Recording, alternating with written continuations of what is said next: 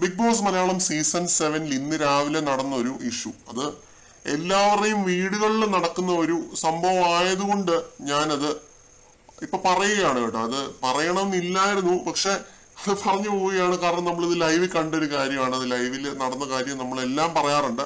അപ്പൊ ഇതും കൂടി പറയണം.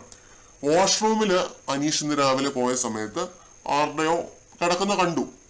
അത് അനീഷ് ഫ്ലഷ് ചെയ്യാതെ അവിടുന്ന് ഇറങ്ങിയിട്ട് ക്യാപ്റ്റനോട് പോയി പറഞ്ഞു, ഇത് ഇന്ന പോലെ ഇത് ഉണ്ട്, ആരോ പോയിട്ട് ഫ്ലഷ് ചെയ്തിട്ടില്ല, ആ ഒരു മര്യാദ ആരും കാണിച്ചിട്ടില്ല എന്ന് പറയുന്നുണ്ട്. ഒരു മാനേഴ്സ്, ഒരു ബേസിക് സിവിക് സെൻസ് പോലും കാണിക്കാൻ ഇതില്ലാത്ത വെറും വൃത്തികെട്ടതുങ്ങളാണല്ലോ അതിൻ്റെ അകത്തുനിന്ന് ഓർത്തിട്ടാണ് കേട്ടോ. ശരിക്കും ഈ സീസണിലെ കണ്ടസ്റ്റൻസ് ഇതിപ്പോ 2 or 3 തവണയായിട്ട് നമ്മൾ ഇത് കേൾക്കുന്നത്. നമ്മളിപ്പോ എനിക്ക് ലൈവില് ഞാൻ ഡേ 1 മുതൽ കണ്ടതില് ഒരു 2-3 തവണയായിട്ട് ഇത് കേൾക്കുന്നുണ്ട് ഈ സംഭവം. ആദ്യത്തെ തവണ ഒരു തവണ അപ്പാനിഷത്തൊക്കെ ഉള്ള സമയത്ത് അനുമോൾ ഇത് പറഞ്ഞിരുന്നു, പോയിന്റ് ഔട്ട് ചെയ്തിരുന്നു. ഇന്ന് അനീഷ് ഇത് പോയിന്റ് ഔട്ട് ചെയ്യുന്നുണ്ട്, ഇങ്ങനെ ഒരു സംഭവം.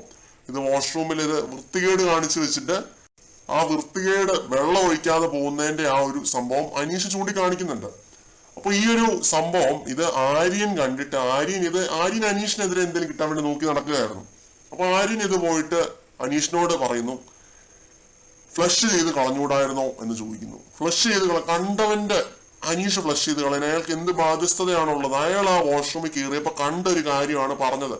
അത് പുള്ളി ഫ്ലഷ് ചെയ്ത് കളയണം എന്ന് പറഞ്ഞ് ആര്യൻ അവിടെ വെറും ഒരു ചീപ്പ് ഒരു ആർഗ്യുമെന്റ് ഉന്നയിക്കുന്നുണ്ട്. ആദിലെ ഇതിൽ കയറി വന്നിട്ട് ആദില പറയുന്നു അനീഷ് ചേട്ടന് ഫ്ലഷ് ചെയ്ത് കളയാമായിരുന്നെന്ന്. എവിടുത്തെ ന്യായമാണ് ഇതൊക്കെ? എന്നിട്ട് പിന്നെ അക്ബർ ഏറ്റുപിടിക്കുന്നു. ഇവരെന്നിട്ട് ഫൈറ്റ് ആവുന്നുണ്ട്. ഈ ഫൈറ്റ് കഴിഞ്ഞിട്ടാണ് ജയിൽ നോമിനേഷൻ നടക്കുന്നത്. അപ്പൊ സ്വാഭാവികമായിട്ടും ഈ ഒരു ഫൈറ്റിന്റെ ഗ്രഡ്ജും ആഡ് ആയിട്ടുണ്ടാവും. ഈ ഒരു ഫൈറ്റിന് ഈ ഒരു ഗ്രഡ്ജും കൂടി കൂട്ടിച്ചേർത്തിട്ടായിരിക്കും അനീഷിന്റെ പേര് പറഞ്ഞത്. അപ്പൊ അത് പറയണമെന്ന് തോന്നി. അത് എപ്പിസോഡിൽ ചിലപ്പോൾ കാണിക്കുമായിരിക്കാം, ഇല്ലായിരിക്കാം. ഇത് എപ്പിസോഡിൽ കാണിക്കാൻ പറ്റിയൊരു സാധനമൊന്നുമല്ല, അത്രയ്ക്ക് നിലവാരമില്ലാത്തൊരു സാധനമാണ്, വെറും വൃത്തികെട്ടൊരു സാധനമാണ്. ഇത് പോയിന്റ് ഔട്ട് ചെയ്ത അനീഷിന്റെ ആ ഒരു ഇതല്ല ഞാൻ പറയുന്നത് കേട്ടോ. പോയിന്റ് ഔട്ട് ചെയ്തിട്ട് അതിൽ കയറി വഴക്കുണ്ടാക്കാൻ വന്ന അക്ബറിന്റെയും ആര്യന്റെയും ഒക്കെ ഒരു നിലവാരമാണ് നിങ്ങൾ ആലോചിക്കേണ്ടത്. അനീഷ് ആ ഒരു വളരെ ന്യായമായിട്ടുള്ള ഒരു കാര്യം പോയിന്റ് ഔട്ട് ചെയ്തതാണ്. അത് അനുമോൾ ഇതിന് മുമ്പ് പോയിന്റ് ഔട്ട് ചെയ്ത ആ ഒരു വിഷയം അനീഷ് വീണ്ടും പോയിന്റ് ഔട്ട് ചെയ്ത് കൊണ്ടുവന്നതാണ്. അന്നും ഈ അക്ബർ ഒക്കെ തന്നെയാണ് ഇഷ്യൂ ഉണ്ടാക്കിയത്. അപ്പോ നിങ്ങൾക്ക് ഊഹിക്കാവുന്നതേ ഉള്ളൂ ആരാണ് ഈ ഒരു സംഭവത്തിലെ കൾപ്രിട്ട് എന്നുള്ളത്. ഇത് വലിയൊരു ഇഷ്യൂ ആയിട്ടൊന്നും ഞാൻ പറയുന്നതല്ല, ഇത് മനുഷ്യ സഹജമായിട്ടുള്ള ഒരു കാര്യമാണ്. അത് ആ രീതിയിലാണ് അനീഷ് ഇതിനെ പ്രൊജക്ട് ചെയ്ത് പറഞ്ഞത്. അവിടെ കയറി ആര്യൻ അങ്ങനെയല്ല പറഞ്ഞത്, ആര്യൻ ഫ്ലഷ് അടിക്കാനല്ല പറഞ്ഞതെന്നൊക്കെ പറഞ്ഞ് വെറുതെ റേസ് ആയത് അക്ബറാണ്. അവിടെ തന്നെ അക്ബറിന്റെ ആ ഒരു സംഭവം പൊളിഞ്ഞു വീണു.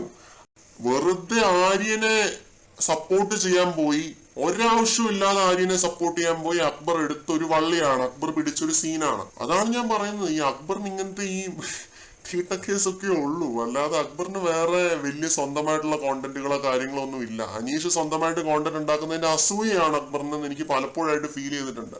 ഇങ്ങനെയുള്ള ഓരോ ചെറിയ ചെറിയ കേസുകൾ ഇതൊക്കെ ഏറ്റു പിടിച്ച് ഫൈറ്റ് ചെയ്ത് തന്റെ പോടോ വാടോ വാടാ പോടാ എന്ന് വിളിക്കാൻ മാത്രമേ അക്ബറിനെ കൊണ്ട് പറ്റത്തുള്ളൂ. അല്ലാതെ അക്ബറിന് അവിടെ അക്ബറിൻ്റെതായ കോണ്ടന്റുകളോ ഗെയിമോ കാര്യങ്ങളോ ഒന്നും ഉള്ളതായിട്ട് എനിക്ക് ഫീൽ ചെയ്തിട്ടില്ല. പൊളിറ്റിക്സ് ആണ്, രാഷ്ട്രീയം കളിച്ചിട്ടാണ് അക്ബർ നിൽക്കുന്നത്.